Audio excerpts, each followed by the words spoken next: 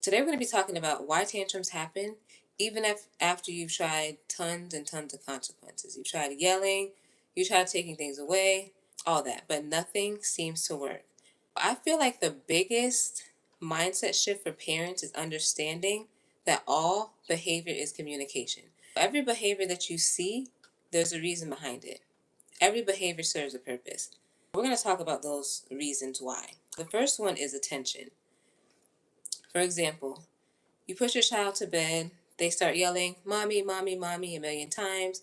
You try to ignore it at first. Eventually, you're like, "Oh, let me just go in there." You go in there, the crying stops. They were able to produce the desired outcome and get what they wanted. You reinforced their crying by providing them what they want while they were exhibiting the problem behavior. So that behavior is more likely to increase in the future because it produced a desired result. There's also escape maintain behavior. Let's say that you tell your child to clean their room, they start having a tantrum, throwing themselves on the floor, and then you're like, never mind, we'll just do it later. They successfully received the desired outcome that they wanted. They got what they wanted. You reinforced their tantrums by letting them escape the demand. So that behavior is more likely to increase in the future. There's also access. Let's say your child says, "Can I have the tablet?" You say, "No, not right now." They start crying, yelling. You say, "Here," you give it to them while they're engaging in the problem behavior. That behavior is more likely to increase in the future because it produced a desired result. Let's talk about attention maintain behavior. So let's say that your child's playing with their toys. You're on the phone, you're not paying them any mind. They immediately have a tantrum, fall to the floor, just completely lose it. And in your head, you're like, huh? And you say, "Stop that right now, go to your room." The more than likely, the consequence, which was your emotional reaction, was reinforcing to them. A lot of times parents will say, "I'm yelling, what wouldn't that stop the behavior?" I don't understand. No. So here's the thing. For a child who was being ignored beforehand, they crave emotional interaction from you, or they didn't get much attention from you throughout the day. That reaction could be reinforcing. No matter if it's a negative reaction, it still could be reinforcing for those reasons. A lot of times parents will say, "I just don't understand. I just don't understand how that's possible." But it's very possible, and it happens all the time.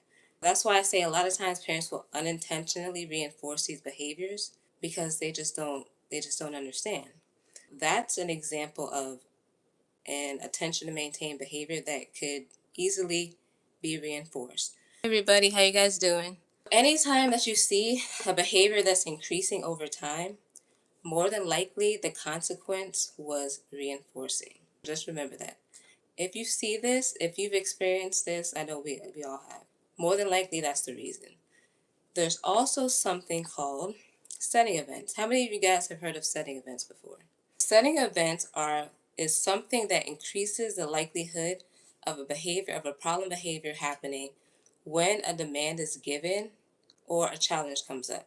So setting events, some examples could be hunger, sleep, being sick, difficulty transitioning. All of those are considered setting events. These could affect your child's behavior. I don't know about you. If I'm tired, if I didn't get a good night's sleep, I'm going to be cranky. I'm not going to want to be bothered. More than likely, that's just going to be my attitude. Of course, I'm going to let you know I didn't get a good night's sleep, so you might want to stay a little bit far away from me. For kids who don't know how to communicate that effectively, they struggle. They do the only thing that they know. They tantrum, they shut down, all these problems behaviors that we see. That's why it's super important to teach effective replacement strategies, a more appropriate behavior that meets that same need. Back to cleaning the room. Like I said, you could jump in and you could say, "I'll pick up the blocks." You pick up the Legos. You could break the task into small steps so it's more manageable. First, you could pick up the blocks, then providing reinforcement. Pick up the Legos, reinforcement, then do this until the task is complete. I promise you, if you do this, more than likely you're gonna see positive changes. The key is consistency, just being consistent and following through. A lot of times I'll see parents who do this for a couple of weeks and then they're back to the same old patterns. Kids know this. Kids are smart. So they're like, if I just test for a little bit, then I know it'll work. They'll push you. Like they will push you.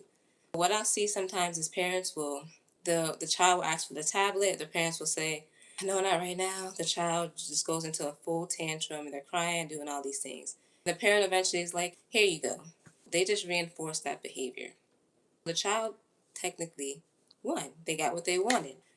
Just being consistent, make sure you follow through at all times. Even though it's hard, it's going to take some time. As long as you're just doing what you got to do, just staying on top of it, you'll be fine. Here's a true story. I used to work at this school. I had this student, super cool kid. He was super helpful. He used to engage all the time, help out the other kids. Monday through Thursday, that is. But when Friday came, he was a completely different kid. He would just shut down. He would have these tantrums, everything. We used to wonder what is it about Fridays that set him off. And I even went to one of his other teachers and I was like, does he do this in your class also? She was like, yeah, he's just being defiant. I'm just fed up and I'm ready to call his parents. So I was like, wait, don't call his parents yet. Let me dig a little bit deeper into this and try to uncover the real reason this is happening. It clicked. So Friday is early release day. That means that their schedule shifted a little bit. When he came to my room, he was hungry, he was dysregulated, he just didn't want to do anything. Once I figured that out, his behavior made so much more sense to me because I figured it out. That's the reason he was showing these problem behaviors. That's what we call a setting event. He was hungry, so he acted out. Like I said, for a lot of kids, they don't know how to communicate this, or they could be embarrassed about it. There could be multiple different reasons. So I made sure I had a snack for him every time he came into my classroom on Fridays. I also told his parents, can you provide an extra snack for him just in case? And once this happened, he was back to his normal Monday through Thursday self. Like I said, just understanding the why behind the behavior really could do great things. Just really being patient and understanding why the behavior is happening. Any questions for me, guys? Any situation that you're going through that you need guidance on? Let's talk about it. Also, sometimes parents will see your behavior and they'll think it's one thing when it's something completely different. A behavior can have multiple different functions. A behavior could be attention maintained, it could be escape maintained, all in the same behavior. This is something that we see quite often, actually. They will misdiagnose their kids. They'll implement a strategy that's not effective because it doesn't match the function. Then they see no results. Then they think this is not working. But they just don't really understand the full extent of the behavior. That's why it's important to really uncover why the behavior is happening and to really understand what each function is all about. Like I said, consistency is going to be the biggest thing. Consistency and follow through. You have to be consistent. You have to be. Like I said, it's not an overnight process. It's going to take time. But if you stick with it, if you don't give in and you follow through, it's going to be hard. It's going to be hard for sure.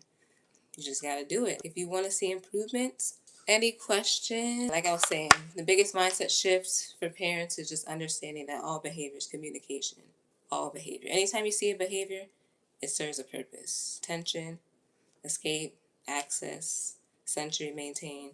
It could be any one of those. A lot of times parents will unintentionally reinforce behaviors. They won't even know. I see it happen all too often. Any questions for me, guys? Any situation that you're dealing with that you need guidance with? Your kid's not listening, they're having tantrums, anything you guys want to talk about? This is why tantrums are increasing and you've tried consequences, yelling, all that stuff. Sometimes it just doesn't work. These more than likely are the reasons why that's happening. Like I said, every child is different. Every child has a specific situation. What might work for one kid might not work for another kid. This is just general advice. For the most part, this is going to be the reason why. We won't know how this relates to your kid, because like I said, every child's different. Every child needs an individual plan. It just depends. Thank you guys if you're just checking in. Thank you for joining me. Where are you guys checking in from? If you have any questions about your child or just something that you're unclear about, go ahead and drop it in the comments and we can talk about it. Guys, I'm going to go ahead and log out. I will be back next week. If you guys have any questions, just go ahead and send me a message. I hope you guys have a wonderful rest of the day. See you soon.